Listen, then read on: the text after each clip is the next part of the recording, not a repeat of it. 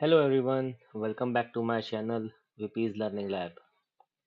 तो आज का वीडियो काफ़ी खास है क्योंकि शायद मेरा ओपिनियन सब फाइनेंशियल इन्फ्लुएंसर से अलग होगा। मेरा ओपिनियन आज मैं देने वाला हूँ आपको रियल इस्टेट के बारे में। तो अगर आप मेरे इस सीरीज़ को पहले से फॉलो कर रहे हो तो आपको ये पता होगा कि हम लोग अभी टॉप इन्वेस्टमेंट स्ट्रेटेजीज के ऊपर काम कर रहे थे। तो सबसे पहले मैंने सेविंग अकाउंट्स के आपके फ़ायदे बताए थे। फिर एक सेकंड वीडियो में मैंने एफडी क्यों करने चाहिए उसका फ़ायदा बताया था। अभी धीरे धीरे हम mutual fund, stock market, gold, EPF, PPF, NPS, bonds and real estate पे जाने वाले थे। लेकिन आज मुझे ऐसा लगा कि आप लोगों को एक बार रियल एस्टेट के बारे में जरूर बताना चाहिए, क्योंकि रियल एस्टेट के बारे में काफ़ी मिसकंसेप्शंस है कि रियल एस्टेट में इन्वेस्ट मत करो, उसका वैल्यू कम होते रहता है, कभी बढ़ता है तो हमें बायर नहीं मिलता, ब्ला ब्ला ब्ला। सो आज मैं आपको एक डिफरेंट पर्सपेक्टिव देने वाला हूँ कि जब आप थर्टीज के अंडर हो गए, मतलब आपका एज 30 से कम होगा और आपको पहला जॉब जब लगता है, तो फाइनेंशियल डिसिप्लिन आपको आने के लिए आपने पहला घर जरूर लेना चाहिए या फिर उसका प्लान करना चाहिए। उसके रीजंस मैं आपको धीरे धीरे बताता जाता हूँ। तो एक्चुअली होता क्या है कि कुछ लोग ये पूछते हैं कि भाई पहला घर क्यों खरीदना है, क्यों जॉब लगते ही लोन के अंदर फंस जाना चाहिए, क्यों होम लोन का बर्डन हमें सस्टेन करना चाहिए। तो मैं आपको बताता हूँ। होता क्या है कि जब आप फर्स्ट जॉब में लग जाते हो तो आपको एक फ्री ऑफ माइंड, मतलब आपका एक फ्रीडम ऑफ डूइंग एनीथिंग वाला एटीट्यूड आ जाता है कि मुझे कौन क्या कहने वाला है, मैं एक्सवाइजेड अमाउंट कमा रहा हूँ, मैं खुद के ऊपर कब खर्चा करूंगा, आज ही तो दिन है खर्च करने के, थोड़ा बहुत म्यूचुअल फंड, एफडी और सेविंग कर देता हूँ, बाकी मैं अपने आप खर्चे करते जाऊंगा, गाड़ी ले लूंगा, ये ले लूंगा। तो हम फाइनेंशियल डिसिप्लिन से भटक जाते हैं। तो इसके लिए सबसे पहला वे होता है कि आपने, जब आपको फर्स्ट जॉब लगती है, कंसिडर करो कि आपको 6 LPA का पहला जॉब लग गया, क्योंकि आज 6 LPA काफी काफी कॉमन हो गया है। 6 lakh per year most of the लोगों को मिल जाता है। अगर कम भी मिलता है तो हम 5 लाख भी कंसिडर कर सकते हैं, नॉट अ बिग डील। ठीक है। तो आपने टारगेट ये करना चाहिए कि अगर मुझे 2025 में पहला जॉब लगा है विथ 5 लाख पर एनम का, तो मुझे 2026 में पहला घर लेना है। ये आपने टारगेट रखना चाहिए, सोच लेना चाहिए। इसका रीजन भी आपको आगे आगे मैं बताऊंगा और आप शायद मुझसे एग्री भी हो जाओगे इस बात पे। ठीक है। तो आपने 2025 में आपको जॉब लगा और आपको 2026 में घर लेना है, तो आपके दिमाग में चल जाएगा कि भाई मुझे एक एक्स अमाउंट का घर लेना है, तो उसके लिए मुझे डाउन पेमेंट की तैयारी करनी पड़ेगी। राइट। तो डाउन पेमेंट कितना होना चाहिए, इसकी आपको एक आइडिया आ जानी चाहिए थी जब आप पहला जॉब लग जाता है। तो एक्चुअल फॉर्मूला ये होता है, शायद मैंने ये स्लाइड आगे पीछे कर दी है, लेकिन मैं आपको डायरेक्ट सेकंड स्लाइड पे लेके जाता हूँ, फिर हम फर्स्ट स्लाइड पे जाएंगे कि घर खरीदने का फॉर्मूला कौन सा होता है। ठीक है। तो एक्चुअल फॉर्मूला ये होता है कि अगर आपका 5 लाख की सैलरी है तो आपका घर होना चाहिए मल्टीप्लाई बाय 6 के अमाउंट से। मतलब 5 लैक्स इंटू 6 कितना हुआ, 30 लैक्स। तो 30 लैक्स के ऊपर आपको घर लेने का सोचना नहीं चाहिए। पहला पहला हम घर ले रहे हैं खुद के सेविंग के डिसिप्लिन को बढ़ाने के लिए, खुद की लाइफ थोड़ी सिक्योर करने के लिए, ताकि प्रॉपर्टी आपके नाम हो जाए। और जब आप थोड़ा सा जिंदगी में आगे बढ़ोगे तो आपको एक सेंस ऑफ सिक्योरिटी रहनी चाहिए, सेंस ऑफ सोशल सिक्योरिटी। क्योंकि हमें पेंशन वगैरह ये अभी तक फंडे प्राइवेट जॉब में मोस्टली आते नहीं है। तो हमें सेंस ऑफ सिक्योरिटी कौन देता है, गोल्ड देता है, रियल एस्टेट देता है, या फिर पैसा देता है, लिक्विड कैश। राइट। लेकिन सबसे easiest way to start with कि हमें डिसिप्लिन आनी ही चाहिए, तो उसका बेस्ट वे होता है रियल एस्टेट। तो आपको करना ही है कि पहले अगर आपको जॉब लगता है तो अपने पहले साल में सिर्फ डाउन पेमेंट की चिंता करनी चाहिए। और डाउन पेमेंट कितना होता है, 20% ऑफ दैट 30 लाख रुपीज। ठीक है। तो ऑलमोस्ट 5 लाख रुपए तक का आपके पास डाउन पेमेंट होना चाहिए।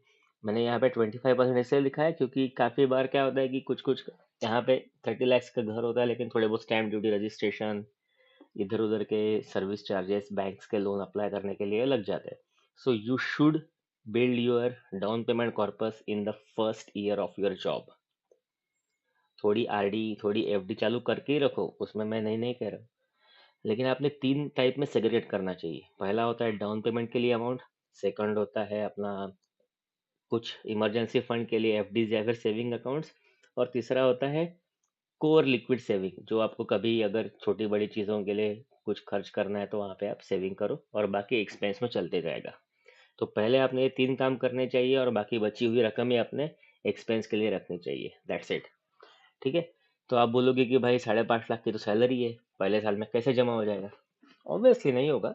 मैं 1 साल का टारगेट रखा है, शायद 1.5 साल में आप इतना तो फंड जमा कर ही पा ही लोगे, राइट? लेकिन आपने अंडर 30, आपको जॉब मोस्टली लगता है 21, 22, 23 के एज में लग जाता है, राइट? पहला जॉब। तो आपने अंडर 30, आप तो पहला घर ले ही सकते हो, थोड़ा बहुत कॉर्पस जमा कर ही सकते हो डाउन पेमेंट का, करेक्ट? तो आपने वो प्लान करना चाहिए। अभी सेकंड क्या होता है, अब आपका ये सवाल आएगा कि मुझे 5 लाख की सैलरी है, 30 लाख का घर कौन देगा? सिटी में तो 60 लाख के नीचे घर मिलते ही नहीं है, पुणे मुंबई जैसे शहरों में। हाँ, टीयर 2 टीयर 3 सिटीज में मिल जाते हैं आज भी। लेकिन बड़े शहरों की अगर बात करें तो वहाँ पे तो मतलब 30 लाख में 1 BHK की दीवार भी नहीं मिलेगी, राइट?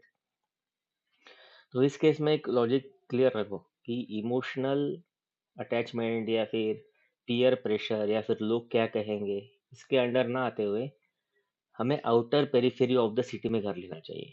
मतलब हमें पता होता है कि भाई ये सिटी है, इसी साइड में पर्टिकुलर बढ़ रही है, तो यहाँ पे अगले 10 साल में ये घर मतलब अगले 10 साल में ये एरिया डेवलप हो ही जाएगा, राइट? तो वैसे एरिया में हमने इन्वेस्ट करना चाहिए। 30 लाख रुपीज वहाँ पे इन्वेस्ट करने ही चाहिए। होम लोन लो या फिर अगर कैश हो तो कैश लो, कोई दिक्कत नहीं है, लेकिन आउटर पेरिफेरी में अपने लो बजट में एक घर लेना चाहिए जिसका रिटर्न आपको 10 साल के बाद मिलेगा। लेकिन जो 10 साल तक आप रेंट पे रहने वाले थे, जो अमाउंट आप रेंट में देने वाले थे और एक sense of lack of security आप फील करने वाले थे, ये आपके प्रॉब्लम्स वहाँ पे चले जाएंगे। ठीक है? तो आपको मैंने 3-4 पॉइंट्स तो क्लियर कर ही दिए कि घर कहाँ लेना चाहिए, कितने रुपए तक का लेना चाहिए और उसका डाउन पेमेंट का अमाउंट आपको कितना जमा करना ही चाहिए। ठीक है? और चौथा मेन पॉइंट ये होता है कि आपने ईएमआई जो है वो हमेशा लेस देन 60% होना चाहिए आपके मंथली इन हैंड सैलरी से। क्योंकि मैं ये एज्यूम करता हूँ कि आपको हर एक साल 10-10, 3-3, 8-8% इंक्रीमेंट मिलती ही जाएगा। 10% एवरेज मिलता है, लेकिन मैं कम ही पकड़ता हूँ, 8% इंक्रीमेंट मिलेगा। तो इंक्रीमेंट कितना भी हो जाए, फिर भी आपने आपका ईएमआई आपके इन हैंड सैलरी से 60% अमाउंट से नीचे ही होना चाहिए। मतलब समझ लो, मैं एग्जांपल दे रहा हूँ, 1 लाख सैलरी है तो 60,000 से कम, राइट? क्योंकि ऊपर का अमाउंट जो होने वाला है आपके पास, उसको आपने एफडी या सेविंग अकाउंट में ही डालना चाहिए अपार्ट फ्रॉम एक्सपेंसेस। क्योंकि मैं ये कभी रिकमेंड नहीं करूंगा कि आपका पूरा का पूरा पैसा आप ईएमआई में पे करो। क्योंकि अगर आप पूरा का पूरा पैसा ईएमआई में डालोगे तो आपको इमरजेंसी फंड बिल्डअप करने में प्रॉब्लम होगी, लिक्विड कैश रखने में प्रॉब्लम होगी, या फिर अगर आपको आगे जाके थोड़ा सा डाइवर्सिफाई पोर्टफोलियो करना है तो 2-4-5 हज़ार रुपये महीने का 1-1 ग्राम का आपने सुना लिया, 8 हज़ार रुपये का 1 ग्राम मिल जाता है, right? So down the line 10 months में आप 10 ग्राम्स मतलब 1 तोला सोना ले सकते हो। सो ये प्लान धीरे धीरे आप कर सकते हो। सो ईएमआई को कंट्रोल में रखो, डाउन पेमेंट रेडी रखो, 6 times of the annual salary आप घर लेने का प्लान करो। इससे फायदा ये होगा कि एक तो आपका रेंट बचेगा, वो बात अलग है, राइट?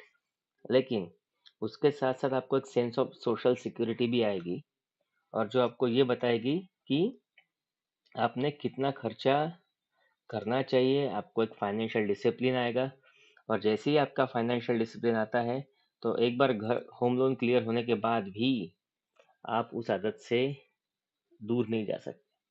क्योंकि मैं कंसिडर करता हूँ कि आपने 8 साल में घर होम लोन फ्री कर दिया by keeping the tenure low, by having the EMI higher, तो भी 8 साल के बाद आपका जो एक पर्टिकुलर अमाउंट 25-30 हज़ार रुपये का ईएमआई जा रहा था, उसको आप एसआईपी में कन्वर्ट कर सकते हो या फिर आरडी में कन्वर्ट कर सकते हो।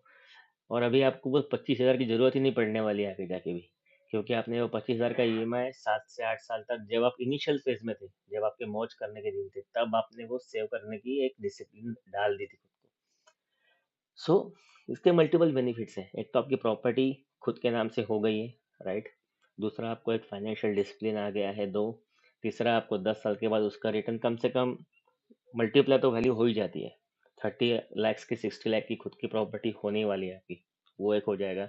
आपका रेंट बचने वाला है, और आप आपके इन्वेस्टमेंट का अच्छा रिटर्न के साथ साथ लाइफ में एक स्टेबिलिटी पाओगे। और अगर आपका सैलरी धीरे धीरे बढ़ता भी है, 12 लाख 13 लाख तक जाता है, तो इसमें ओल्ड टैक्स रेजिम में आपको टैक्स बेनिफिट भी मिलता है, काफ़ी जगह पे प्रिंसिपल पे मिलता है, इंटरेस्ट पे मिलता है, राइट। सो इन सारी चीज़ों को ध्यान में रखते हुए आपने पहला घर कम उम्र में लेना ही चाहिए, क्योंकि जो वैल्यू आप बिल्डअप करने वाले हो out of this 30 lakh rupees loan, वो आप शायद 10 साल में यूजिंग अदर मीन्स नहीं कर पाओगे, right. So this is my personal opinion कि आपने रियल एस्टेट में इन्वेस्ट क्यों करना चाहिए। ओके, और अगर आपका व्यू कुछ अलग हो तो मुझे प्लीज़ कमेंट करके बताइए, ताकि I can also improve. But this is my personal experience कि अगर आप रियल एस्टेट में इन्वेस्ट करते हो तो आपको आगे जाके काफ़ी फ़ायदा होता है और आपकी एक डिसिप्लिन बिल्ड होती है। Okay, yeah, so that was it for today, guys. Thank you for watching. Do subscribe to my channel VP's Learning Lab, and let me know in the comment in case you have any suggestions, thoughts, or comments.